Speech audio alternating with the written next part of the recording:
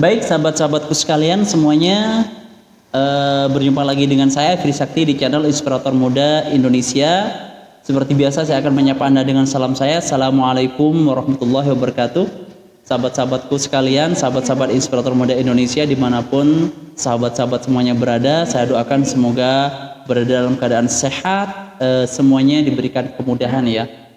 Pada kesempatan kali ini saya akan sharing kepada teman-teman yang saat ini sedang menunggu ya, yang sudah kemarin selesai ujian UTBK. Selamat teman-teman sudah melaksanakan ujian, apapun nanti hasilnya diterima dengan lapang dada, itu hasil yang terbaik buat kalian. Buat teman-teman yang masih menunggu di gelombang kedua, jangan patah semangat, terus persiapkan dengan baik, karena apapun nanti hasilnya itu bergantung dari persiapan teman-teman semuanya. Namun teman-teman sekalian, sahabat-sahabatku sekalian, di sini saya akan sharing 4 kampus negeri yang buka seleksi mandiri tanpa syarat nilai UTBK.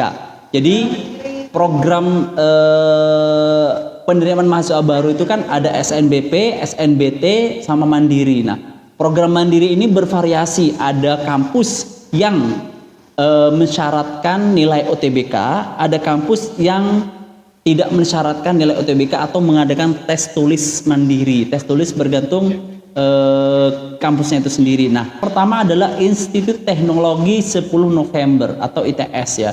Jadi ITS ini tidak jalur mandirinya tidak menggunakan nilai UTBK, tapi ITS ini membuat jalur mandiri dengan tes tulis ya, atau kita menyebutnya dengan itu SMITS ya. Seleksi Mandiri ITS. Menggunakan nilai tes tulis dan didukung oleh prestasi akademik dan non-akademik. Jadi sahabat-sahabatku sekalian yang mau daftar di ITS itu persiapkan untuk mengikuti tes tulisnya dan nilai raport serta deskripsi dan prestasi lainnya. Itu yang pertama, Institut Teknologi 10 November. Dalam proses seleksinya, panitia juga mempertimbangkan prestasi atau penghargaan yang dibuktikan dengan dokumen prestasi ya, misalkan juara lomba tingkat kabupaten, provinsi, nasional, bahkan internasional, penghafal kitab suci Al-Quran, pengalaman organisasi, pengalaman ketua panitia dan lain sebagainya. Itu menjadi pertimbangan bagi panitia nantinya untuk menerima teman-teman sahabat-sahabat Inspirator Muda Indonesia untuk masuk di Institut Teknologi 10 November.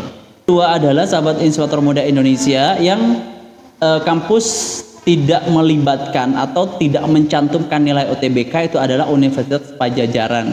Jadi sahabat Inspirator Muda Indonesia yang sekiranya masih khawatir ya, masih ragu nilai UTBK-nya kecil, takut enggak katut atau misalkan kalah bersaing, teman-teman bisa mendaftarkan di jalur mandiri tanpa UTBK.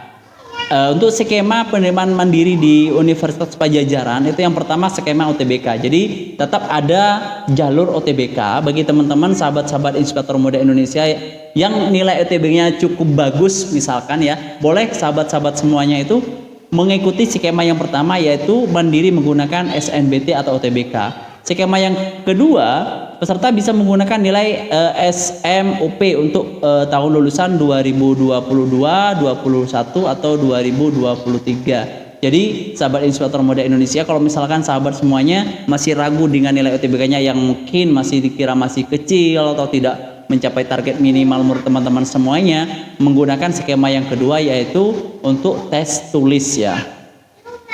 Nantinya pelaksanaan ujian hanya dilakukan 1 kali untuk semua jalur masuk. Pelaksanaan ujian SMUP akan dilakukan pada 8 sampai 10 Juli 2023. Jadi sahabat Inspirator Muda Indonesia, itu yang kedua adalah Universitas Pajajaran. Yang ketiga adalah Universitas Negeri Yogyakarta atau UNY. Nah, Universitas Negeri Yogyakarta juga membuka seleksi mandiri melalui beberapa jalur yang tidak mensyaratkan nilai UTBK.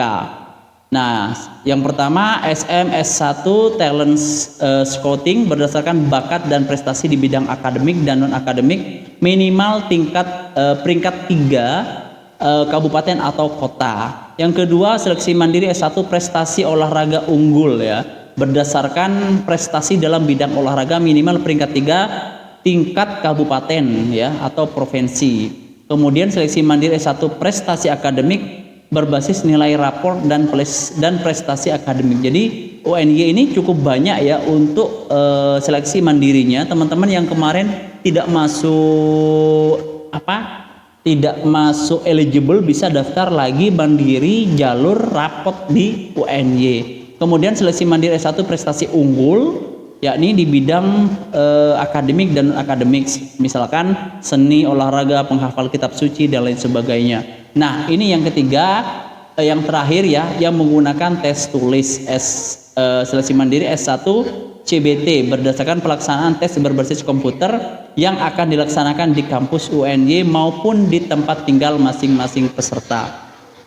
Jadi di UNY ini nanti untuk CBT-nya, untuk tes tulisnya itu bisa langsung ke UNY atau misalkan teman-teman online di domisili teman-teman semuanya. Yang keempat adalah Universitas Brawijaya Malang ya.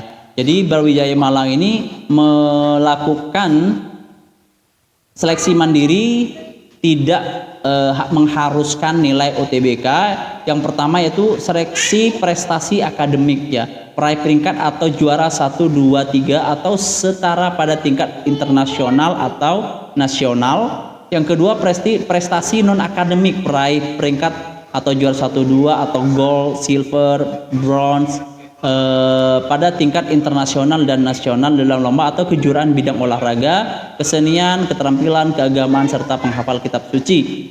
Yang ketiga, peserta pendaftar kelas internasional ya. Yang keempat, bagi peserta yang memilih program seni wajib mengunggah portofolio. Jadi sahabat Inspirator Muda Indonesia, itu 4 kampus ya yang membuka seleksi mandiri tidak mewajibkan UTBK, yaitu yang pertama adalah Institut Teknologi 10 November atau ITS, yang kedua Universitas Pajajaran, yang ketiga Universitas Negeri Yogyakarta, dan yang keempat adalah Brawijaya. Itu mungkin teman-teman informasi dari kami Inspirator Muda Indonesia. Saya Afri Sakti. Wassalamualaikum warahmatullahi wabarakatuh.